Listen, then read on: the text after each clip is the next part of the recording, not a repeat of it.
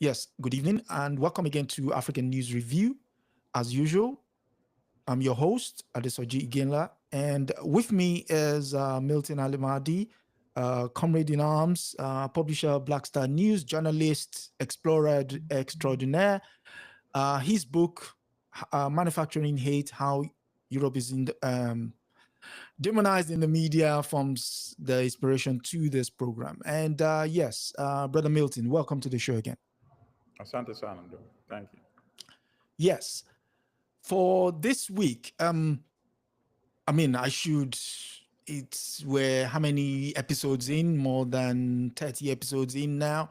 The reason for this program in itself is to showcase how Africa is, portrayed in Western media and the possible shortcomings for such stories and how do we reclaim the narrative as it were. And one article in the Western media this week gave us, a part of the back, maybe not directly, but implicitly.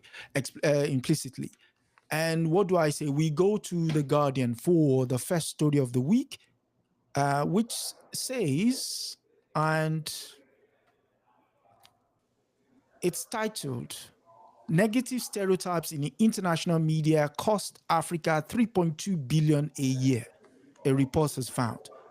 The lead is focus on conflicts, corruption, and poverty heightens perception of risk, raising interest on sovereign debts, authors say. Africa loses up to 3.2 billion yearly in inflated interest payments on sovereign debt due to persistent negative stereotypes that dominate international media coverage of the continent, according to a new report. Research by consultants African Practice and the advocacy Non-African No Filters suggests media portrayals, especially during elections, when global coverage is heightened, focus disproportionately on conflict, corruption, poverty, disease, poor leadership, and widening disparities between perceived and actual risk of investing in the continent and creating a monolith view of Africa. Your initial thoughts on that aspect of this piece?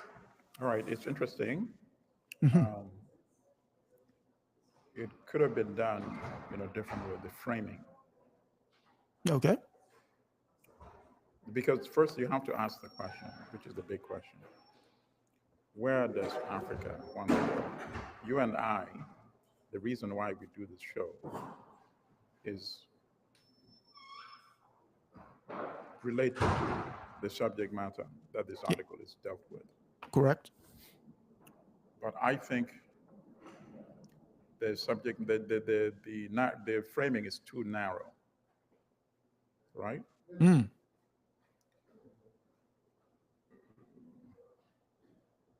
The consequences, the cost of demonization of Africa cannot be reduced to 3.2 billion pounds. Wow. So you think it should be more than that? 3 to 22 billion pounds is a sneeze. First of all, I'm trying to find an analogy, right? Yep. So you go to somebody's home, and this could be a little bit of exaggeration, right? Yep. Somebody, breaks into your home and takes away the life of a family member, right? Yep. Let's say he's a breadwinner for that family. So now you've deprived that person of his or her life, and you've deprived the family of the income that that person was bringing in, correct? Yep. Correct. So now somebody says, oh, write a story about the loss of this individual. And you're saying, oh, it's terrible. Now this family will not have that income that this individual was bringing. And that would be true, correct? Correct. But Very is that much the so. real story? Yeah, very much so. Is that the most important aspect of the story? No, clearly not. So that's how I see this. I mean, come on, man. On a Clearly not. major issue like this, Mhm. how can your headline or lead be $3.2 billion? That Hmm. is my beef with this story. These are the kind of stories we need to be doing, but we Hmm. have to set the correct framing. This framing is, unfortunately, undermines the magnitude of this story, you know? And then there's a second major problem with this framing. The framing is presuming that, okay, with better coverage, that Africa would not lose 3.2 billion 2 dollars. billion. Come on now. What can you do with $3.2 billion? You're talking about a continent of 1.3 billion human beings. Think about that. So you're $3.2 billion is the kind of money that what Bezos makes in a day, or is it a week? so You you're know? saying even this piece is still not doing justice to the problem. Absolutely. The piece is actually playing into the stereotype. Hmm. Unintentionally perhaps, without thinking it through. Africa loses $100 billion a year from capital flight, Yep. right?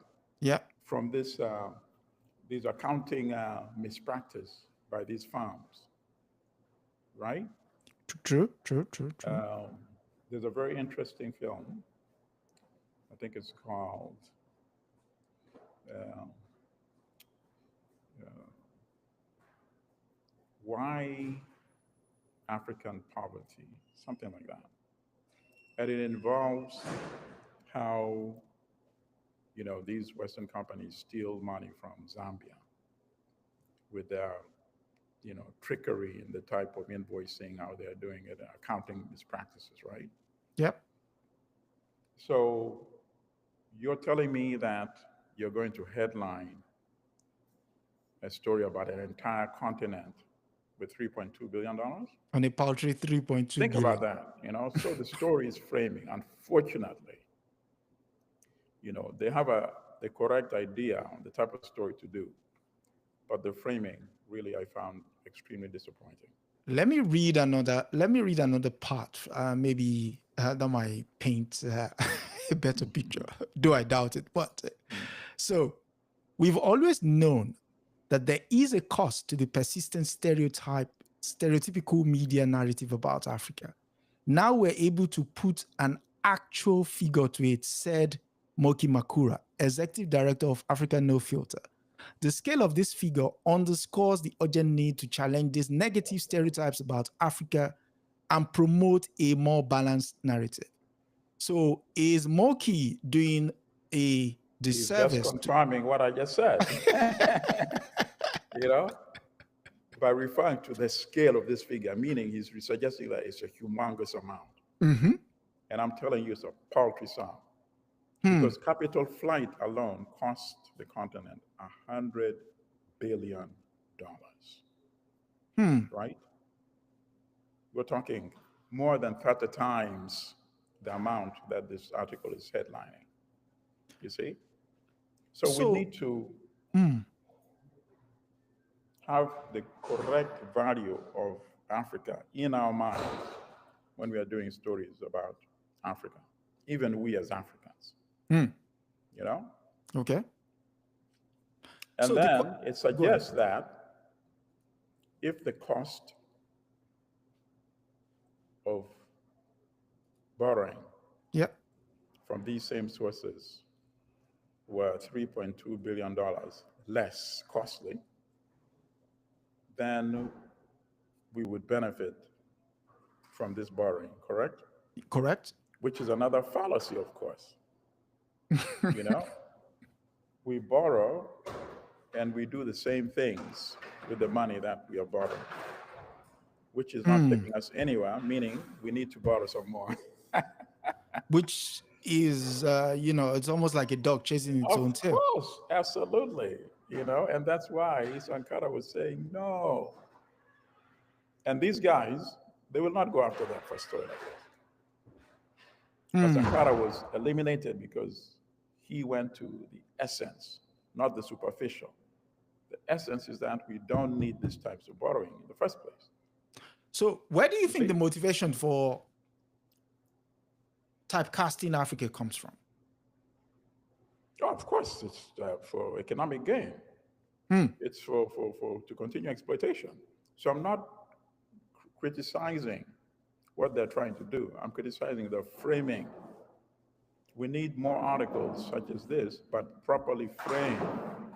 You know, the cost of demonizing Africa, the cost of racism, goes beyond the 100 billion in capital flight that I'm referring to. Every act of aggression against every African, Yep. every African descendant, whether they're on Yep. the continent or not, that is already injury right there. Hmm. And that comes from historical demonization of Africa. You see? Speaking Whether of, there are African descendants in Britain, yeah, in the United States, in Brazil, where we have a huge population of African descendants, Africans, yeah. you know, all of them are in some form, wherever they are located, victims of historical demonization. Hmm. Their location in whatever country they are is determined by the prejudiced eyes with which Africans and African descendants are viewed. So if you're going to do a story for me reflecting on the cost of demonization of Africans, Yep. please don't come talking about $3.2 billion to me. Hmm. And it shows me that the people involved in generating this story and being quoted and thinking they're actually pushing the narrative forward, it shows me they have not done sufficient homework. You see? Speaking of uh, not doing sufficient homework, in researching the stories, I also then delved into the reason for some of these stories making the rounds constantly in Western media. And we know English is the main language of capital and finance and what have you. So majority of these writings actually come from old imperialist British writings. And there is a book out there titled The Africa That Never Was. Oh, yeah, yeah, yeah. Of course. I use that in part of my research. That is an excellent book. I'm very impressed that you have it. First of all, I have to ask you, that book is out of print. Where and how did you get that book? That is not an easy book to get. Yes, And it's I'm not. very impressed that you have it. And if there are people who can get that book somehow, before you recommend it, I'm recommending it to them. Let me So, beat you to the punch. You know, so if you can get that book, I don't know how the brother got it. You have to explain to listeners and viewers how you got it. well, okay. So there used to be an old bookseller. We do apologize for the noise in brother's background. Sorry about that. He is in a public auditorium, and so yeah. So with regards to the book, I actually got it off an old bookseller. There is an old bookseller next to my work, and this was long. This was like let me see. This is 2017. I've been looking for this book for Yes, and that actually book got this is a book. gem. Yes, I actually got this book from reading Hopes and Impediments by Chinua Achebe, who referenced this book, and I went searching for it because usually when somebody points, when you pull out a gem, like I'm like, okay, what's in that book? I want to see. Right. So I went looking for it. I couldn't find it, like you said. So I was lucky enough to get it at a very old bookstore. And so the part I want to read from the book is actually from the foreword. Again, the title of the book is The Africa That Never Was, 4th Century of British Writing About Africa.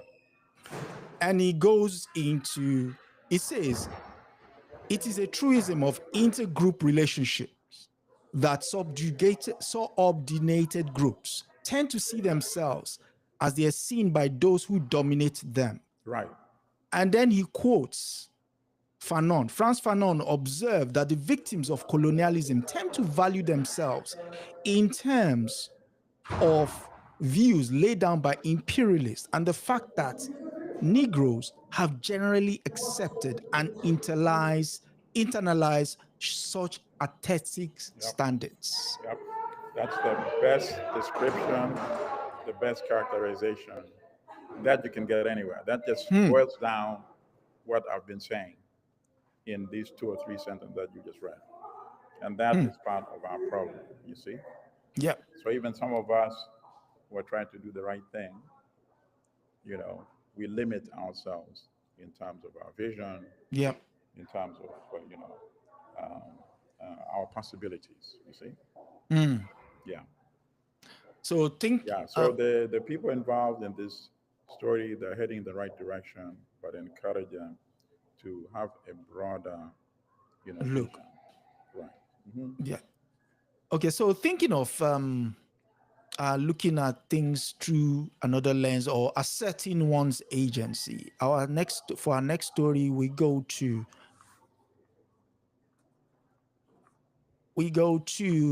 your paper of choice, the New York Times. How two allies wrestle over a crypto giant and a prisoner. The United States, Nigeria often collaborate, but the arrest of an American worker strained their diplomatic relations. Tigran Gambarayan leaving a court hearing in Abuja, Nigeria.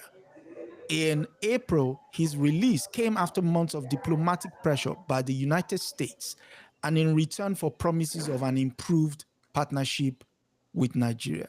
There's a problem with that caption in itself, but hold that thought.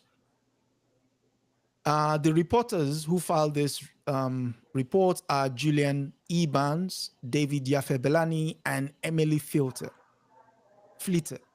After 8 months in custody in Nigeria, an American working for the cryptocurrency firm Binance is coming home, ailing but alive, in a case that has strained U.S. ties with one of Africa's most influential countries. Tigran Gabarayan, a compliance officer for Binance, had been held on money laundering charges as part of a sweeping Nigerian government case against the company. On Thursday, a plane equipped with medical equipment departed Abuja, Nigeria capital, to bring him back to the United States. During his detention, Mr. Gabayan had contracted malaria and double pneumonia, and he has a herniated disc. Your initial thoughts to that report, before I even Okay. say anything. Okay. My initial thought is that, uh, and the most interesting part to me Yeah. is the fact that the type of aircraft that was used to fly him out. This to me is confirms that this is a very high value individual. Mm-hmm. Um, and are we going to get the sense of why is he such a high value individual in this story? And I doubt it. But those are the kind Okay. of things I look for. You know, Okay. not everyone gets a special aircraft of that caliber to fly them out of that kind of situation. Think about that, True. right? Mm-hmm. There's no reason why he could not been in an aircraft with an ambulance waiting for him, a Mm. commercial aircraft, once he lands in the United States at Okay. Kennedy or where have you. Okay. So whatever he is involved in is very, very big. It's big for Nigeria. Hmm. It was very big for the United States too. Hmm. And in a story like this, and you have three New York Times reporters or correspondents bylining this story, okay, so we know this is big. Is the story going to tell us why? I very much doubt it. Okay. And that is part of the problem, with this type of journalism. You'll never really get the true story, But what you've read so far, the most important thing for me is the type of aircraft and the suggestion that it actually had somehow strained relations between the Mhm. United States and Nigeria. And this is somebody you probably never even heard of before, Okay. right? Now, We're not talking yes. about somebody who's so well known, even a celebrity like Beyonce, for some reason getting arrested in Nigeria, right? So yeah, that's my initial thought. Okay. So the reason I asked you for your initial thoughts is I'm going to read from a book published by none other than our very own Comrade Milton Alimadi. And it's titled Critiquing Africa Without the Racism. It's on page 125. And it goes, the racist depictions were designed to justify the enslavement of Africans in the New World, violent military conquest and colonization of the continent in the 19th century, and the imposition and maintenance of the colonial regime. In the period after formal decolonization, negative media depictions, images, and stereotypes of African persisted. This has been used to exonerate the crimes committed against Africa in the earlier periods. Now, this man is supposed to have committed a crime. In order to exonerate him, you said on Thursday, a plane equipped with medical equipment departed Abuja, Nigeria's capital, to bring him back to the United States. The United States has an embassy in Nigeria. The last time I checked, when they need medical attention, they don't get flown back to the United States. They get treated in Nigeria. So writing a stupid piece like this shows those three journalists in that byline clearly are sticking within what their remit is. They've been written a story and asked to put their name to it. Now, there are people who contact malaria in Nigeria and don't die. It's a fallacy. There are embassies upon embassies, foreign embassies in Nigeria that have, come on. Yeah, but the bigger thing is not so much that they're ignorant of all these facts. The bigger thing is what is a story that is not being told. And there's a big story there. And we will not get it from a media outlet such as the New York Times. You know, these are the kind of stories that media outlets like, The Intercept, for example, would do. You know, it doesn't add up, their version.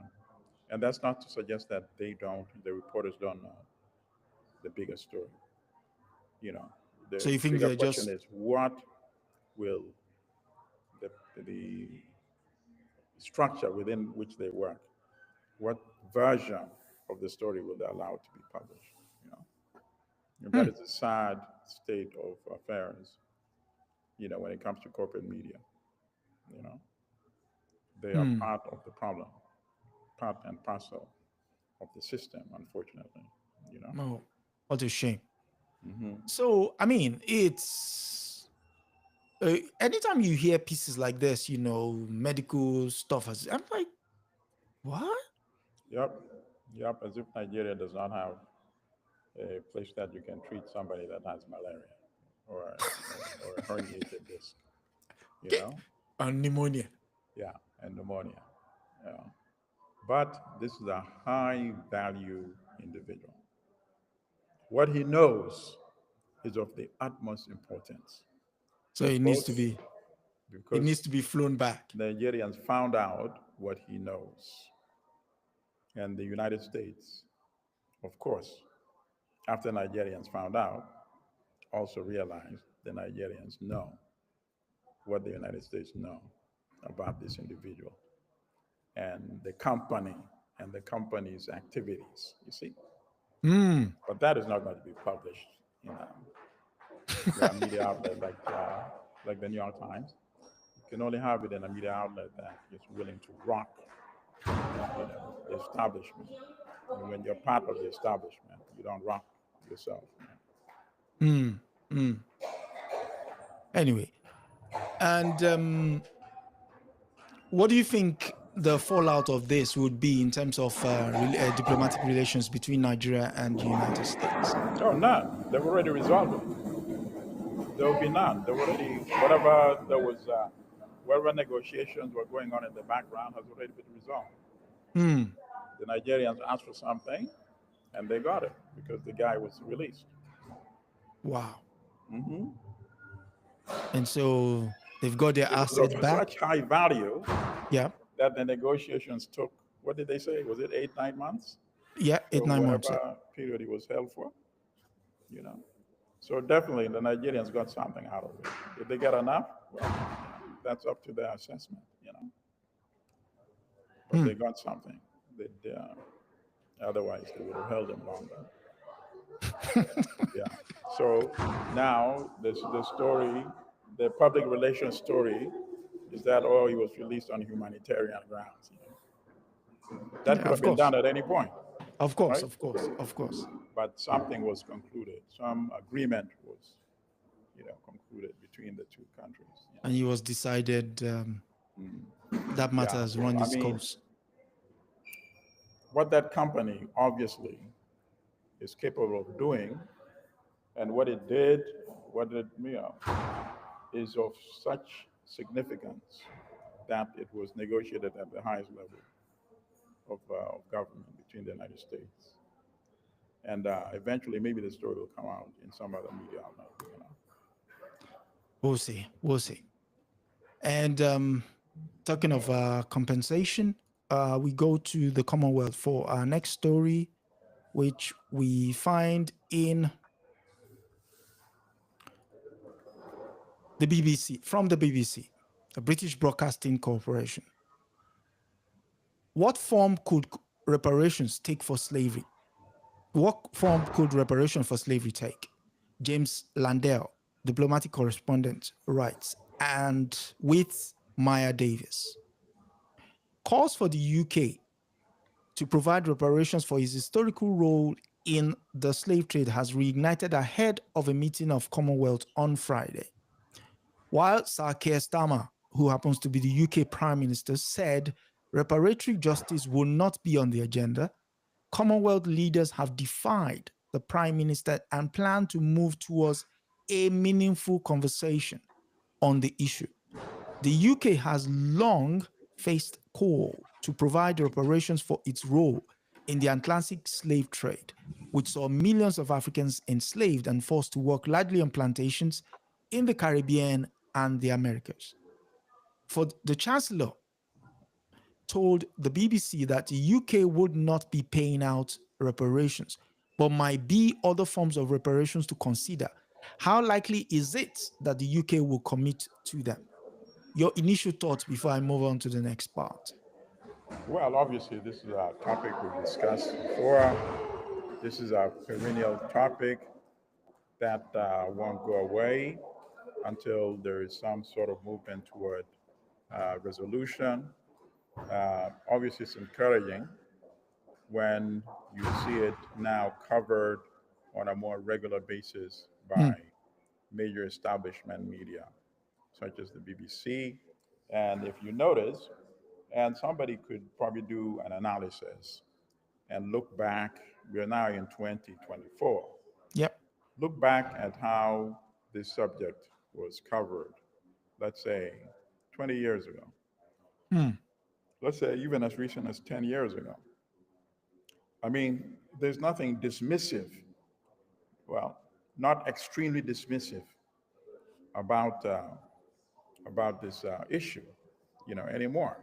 You know, I'm not saying that everybody quoted is, positive about it, right?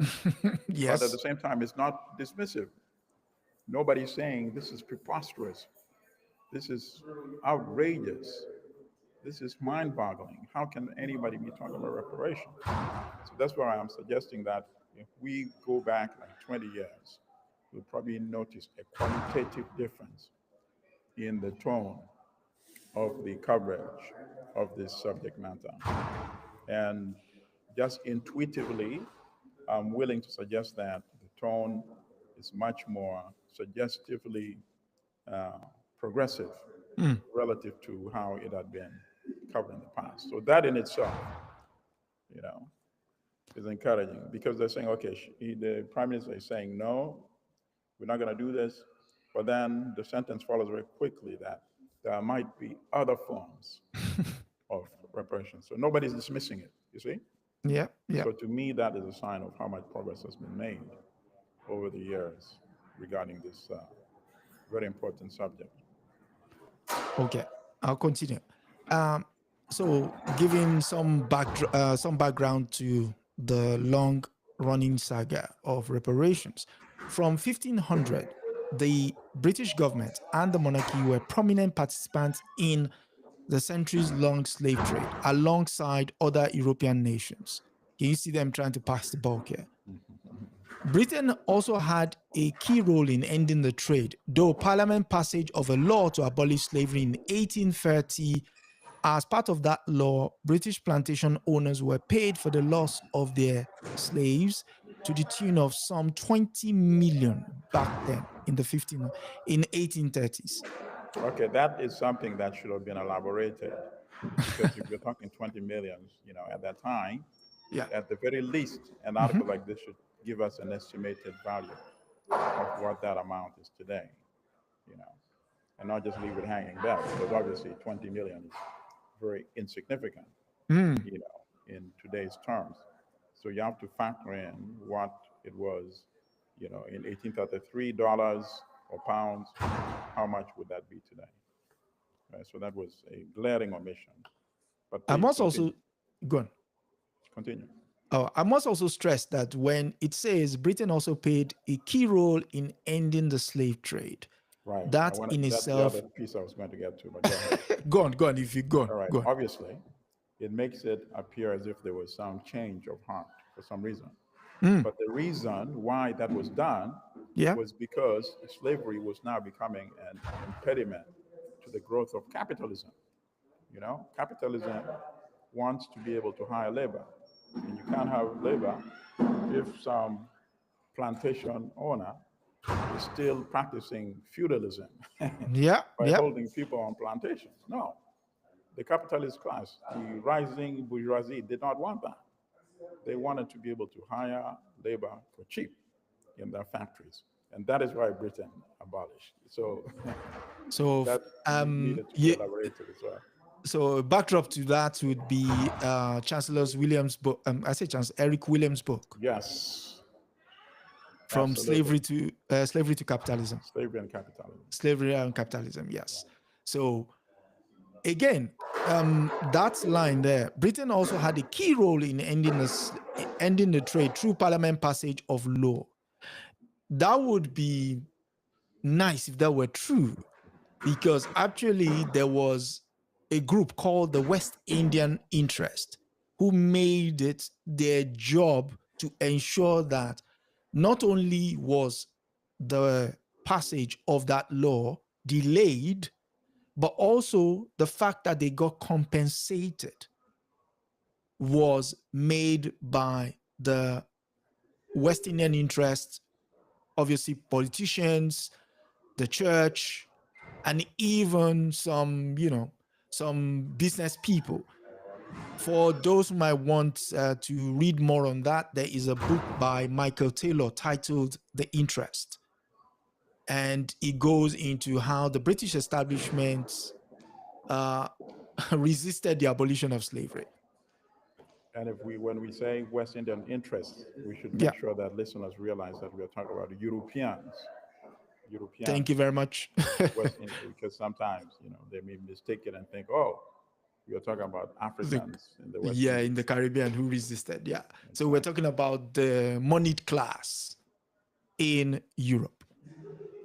And, speaking of said money class, the fact that it's now being front and center will also mean various ways of what reparations, repair in itself, which money cannot really recompense you. Money is just a way of assuaging what was experienced by generations gone before. What would actually, I mean, I'm just putting out a thought now, what will actually be beneficial to generations since would be first and foremost the acknowledgement, the reteaching of the history around the slave trade, the the forgiveness of debts, the I mean the reframing of all those economic protocols that govern how we do business in the, I suppose, I might be talking to a wall here if I say someone who cannot even acknowledge what has happened in the past will then suddenly have a change of heart with regards to what is going to affect, quote unquote, money now.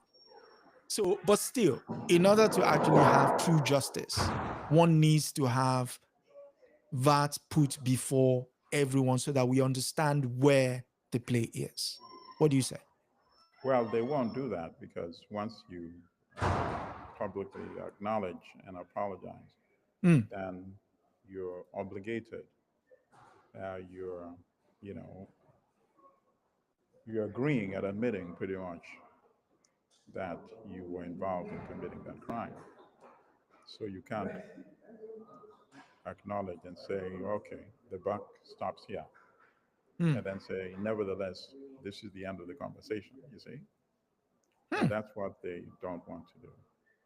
Because they know once you say, oh, yeah, we Absolutely. did. Yep, you're sorry. You're sorry for what again? Then you explain what you're sorry for. Let's put Okay, some numbers. thank you Let's for put some that. numbers on So, that. Sorry. exactly. And that is the issue. But I think I'm very, you know, I'm optimistic. Mm, I'm optimistic because even though when you see what's going on in the United States, right, mm-hmm. you see the possibility of a Donald Trump, you know, being reelected as president of the United States. Although Kamala Harris may make history by becoming the first woman of African and Indian ancestry to be elected president as well, and the first woman, of course, to be elected president of the United States. So when you see that it should not really be even a close election, right? But that does not mean people should be discouraged Mm, because the old regime never concedes really without kicking hard, without fighting back. yeah. You know, in the 1960s, as the United States was beginning to have some shift in terms of civil rights movement, there were progressive elements coexisting with reactionaries at the same time, right? We had the Mm-hmm. people who were still spitting at young, you know, black Yeah. kids as they were entering school, you know, with all calling them the racists, you know, cursing them, you know, beating them, attacking them, lynching civil rights activists, and all that. Eventually, there was some legislation that pushed, inched the uh, the uh, the issue forward somewhat. You see, so even though we see a Trump still having significant following, it can coexist with elements of progressivism. So that an issue like reparations, as I noted earlier, is not being completely dismissed now, right? Yep. So the younger generation can progressively push it to the next level. And that's what we need to keep building on. We need to keep, Mm. there's an acknowledgement that you really cannot have a multiple tier system where you have people that are beneficiaries because of historical exploitation, Yep. and that most of them happen to be Europeans, right? And the descendants of, the original owners of capital. So as you have more interactions between these young people from different spectrum of backgrounds, I think their conversations have somewhat, uh, can synthesize into something which is much more positive than the past generation. So I see Mm. the possibilities of progress in the years ahead. Um, and obviously, you have to come up with some solution. And I like what was suggested in the beginning. You have to be realistic. So to say, okay, you owe this amount because of the historical exploitation. You have to be realistic that politically, it's going to be challenging to cut a check of True. that amount. True. But it doesn't mean we cannot be creative. Because at the end of the day, what we are pitching, yes, it's reparative justice. But at the same time, the most important thing why people are demanding for reparative justice is because we don't want the socioeconomic inequities To that we continue. see in society. So whatever you want to call it, redressing socioeconomic inequities, that may not be as sexy as reparations sounds, Reparations. Yeah. Yeah. but if it does that, I'll work with that. Mm. If you're saying you're going to commit to 1,000 scholarships, you know, from this country, uh, you know, 5,000 for a number of different countries every year, maybe 10,000 EU scholarships for higher education, engineering, science, technology. If you're going to commit to access uh, to market for certain products for a number of years, Mm. if you're going to commit in investing in manufacturing that will transform these countries' economies, that to me is fine. I mean, some people talk about debt cancellation. Debt cancellation to me is only halfway. If you cancel the debt and yet the country is still in a dependent condition, it cannot produce to satisfy its own needs, it means you're just opening the door for more debt. I Mm. remember what Nyerere said, and now I'll have difficulty finding the speech because I forgot the title of the speech. It was on YouTube. He said, "We have now reached a condition where we borrow money in order to qualify for more borrowing." Think about that. And that's true, right? And it's sad. We are borrowing in order to qualify for more borrowing. More borrowing. No, we can't continue like that. So when people say debt cancellation as a form of reparations, I disagree totally. Unless you say debt cancellation and that and part has to transform the economy so that we're not Industrialization. dependent on that type of borrowing. And that's the issue I also had with the first article that we discussed. You know, Negative stereotypes. the negative stereotypes. We have to go beyond that.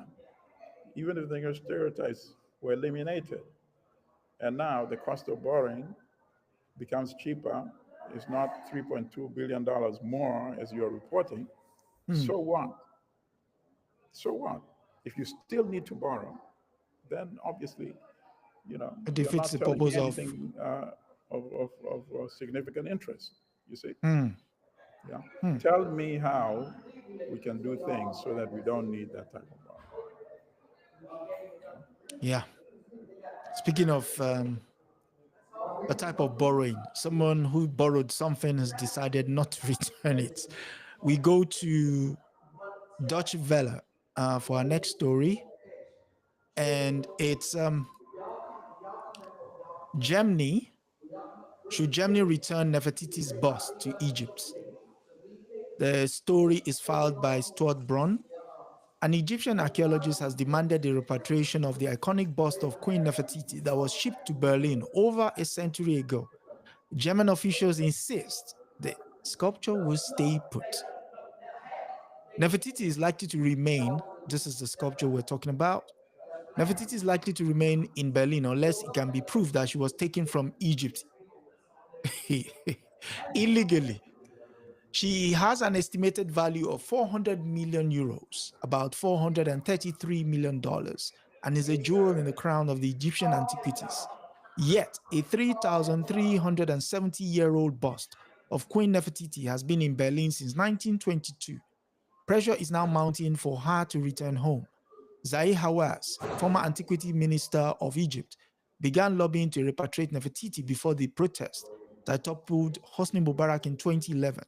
This September, Hawass has launched a petition to urge Germany to return the famous bust of Queen Nefertiti, which is currently housed in Berlin News Museum. This bust, remarkable and unrivaled in history for its historical and aesthetic merit, is now in Germany, but it's time for it to come home to Egypt, the petition reads. A German archaeologist team discovered the painted limestone bust in 1912 and shipped it to Europe a year later. Nefertiti has become a major tourist attraction and part of the popular consciousness in the German capital during its long exile.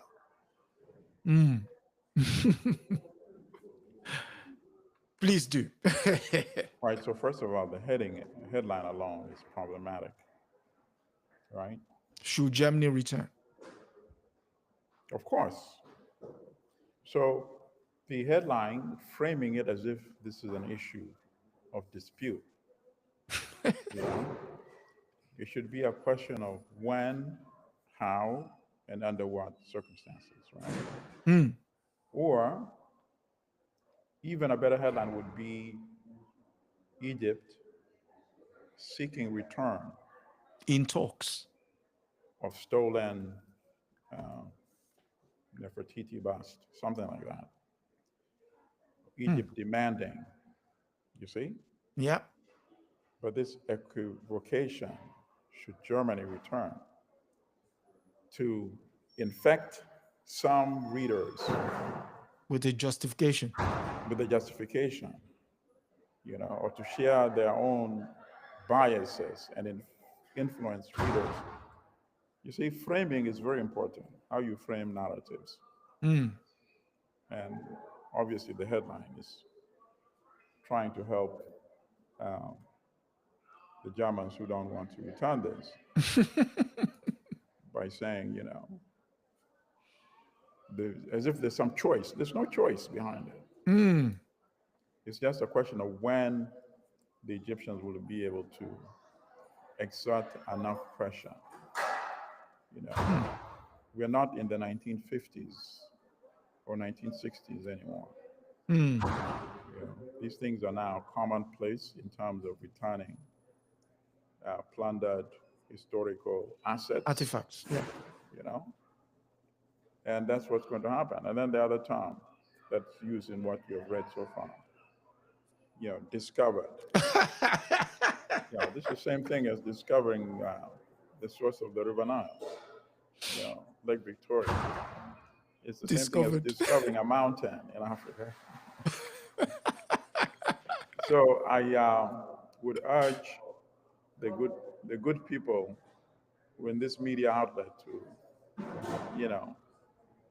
using 19th century language. come to 2024, come to the 21st century in terms of language. And then one other observation that many readers, viewers or listeners are not aware of, is that Zahi Hawass is a reactionary revisionist. This is the person who you're going in. who was responsible for trying to denigrate the late Cheikh Anta Diop, who had convincingly proven that the ancient uh, aka ancient Egypt, Kemet, were melanated Africans. And it's not such a big issue, but there are people who make it a big issue.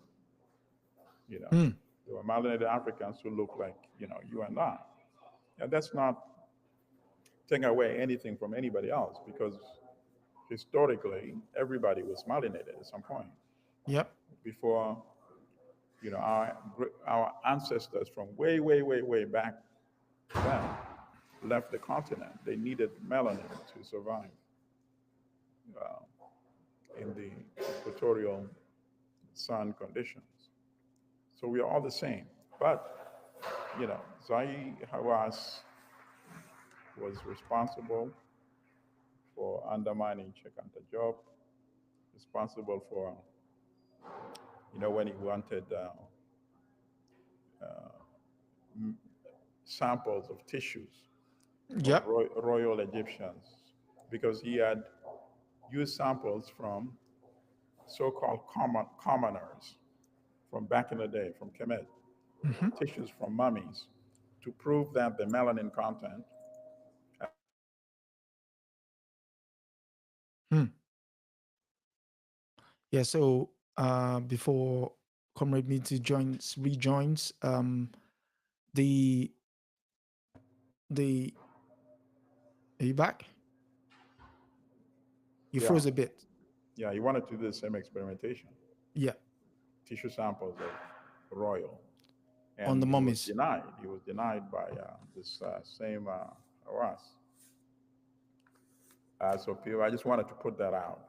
But obviously, I agree on 100% On the with the return. campaign that he's involved in now to have these assets returned, and they must be returned, and eventually they will be returned. And just before, there is a piece here I want to read, and it's from a book titled 15 Colonial Texts and a guide to looted African heritage in museums. The question is, why is it that once they loot the stuff, they put them in museums? And this book will give us an idea of why that is. Looted cultural assets taken away to the West by victorious, in inverted commas, colonial powers are perhaps the most useful evidence that imperialism results to what is now considered to be disproportionate use of force against hapless people in civil unrest and resistance skirmishes. So the question is, although there was no act of skirmish here, but one would have, in 1922, the British were in charge in Egypt. So for the Germans to have come in, dust a few ground particles, discovered, as they say, this bust, who did they ask in order to take it away? They wouldn't Correct. have asked the Egyptians. They would have asked the Brits. Correct. So clearly, the Egyptians lack agency. Now, the exercise of the agency is requesting the stuff that was taken when they were in the period of subjugation be returned. So the idea that should Germany return stuff that was taken that is not theirs in the first place is ludicrous. No, I mean, that's not even worth debating. It will be returned. I'm convinced of that. It's just a Hmm. question of time, Hmm. you know? Hmm. So again, for those of you coming through, this has been the African News Review. We've gone through a couple of stories as we normally will do. And if you are here for the first time, do subscribe to the channel. We're hoping to get to 1,000 subscribers to be able to bring you more stories across the Western media as it impacts Africa. And Comrade Milton is here for the for the journey of Yep. discovery. And yes, once again, I'm immensely grateful for you coming through. My Any pleasure, last brother. words? Oh, no, I think I really look forward to our interaction with our viewers and listeners every week. And I encourage our listeners and viewers as well So if there's something you want us to critique and analyze that you've seen in media or some concept, send us a message Yeah. and we'll do that so that Yeah. it becomes, Drop a message interactive. in the video chat after the Absolutely. video, Once and yeah, interactive, we'll take it forward. and we take it from there. Yeah. But this is the kind of approach that we need, and we need to. We're not saying that, this is something that only we can do. Once you reach a level of comfort, we encourage you to start this kind of conversation as well Yeah. with your colleagues so that we really start making it difficult for them to continue dominating stories that we should be telling ourselves. So those are my final words today. Yes, and as usual, I would just say, like, share, subscribe, join um, Adesoji Speaks channel, download the stuff on African News Review on wherever you get your podcast. The audio version of our discussion today will be there in the course of the week. Download it and share as well. And hopefully we'll be able to extend this conversation, because I think what would happen is, once this become some sort of religion, as it were, for want of a better word, you begin to look at media quite differently. I mean, it's not that we don't, and sometimes it's not just conspiracy theories. There are actually real facts behind some of the misinformation. Again, it's either by commission, by omission, or by transmission.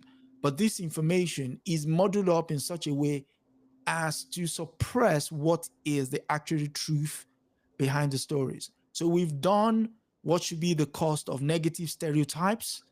Again, even in that story itself, the cost to Africa is belittled to the point where it's ludicrous, So even to the part where we talked about Germany holding artifacts, and Germany is not the only one. The United Kingdom, I mean, literally all the European and Western museums have some sort of European African artifacts. And these artifacts are either of religious value, historical, that tell stories, because we are both oral, written, and sometimes aesthetics historians. So the notion that we're just one line, all we do is right. No. When you watch the African masquerades, the dance is supposed to be in concert, be in communication with the ancestors. That in itself is an act of history. So please do like, share, and subscribe. And as again, do come through next week. It will also be 12 p.m. Eastern Standard Time. And wherever that is your time, just put it in Google, ask Google, what is 12 p.m. Eastern Standard Time in relation to where I'm at? And join us on YouTube. Brother Milton? Go ahead. From me, Odigbakono.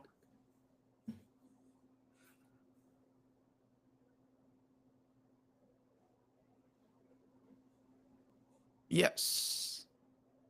Okay. Wait, we're 99%. Yeah, you're successfully loaded. Excellent. Okay, let me quickly Minus jump 3 seconds to go. on the Uganda. Yeah. I'll look Yeah, continue. thank you very much. Thank you.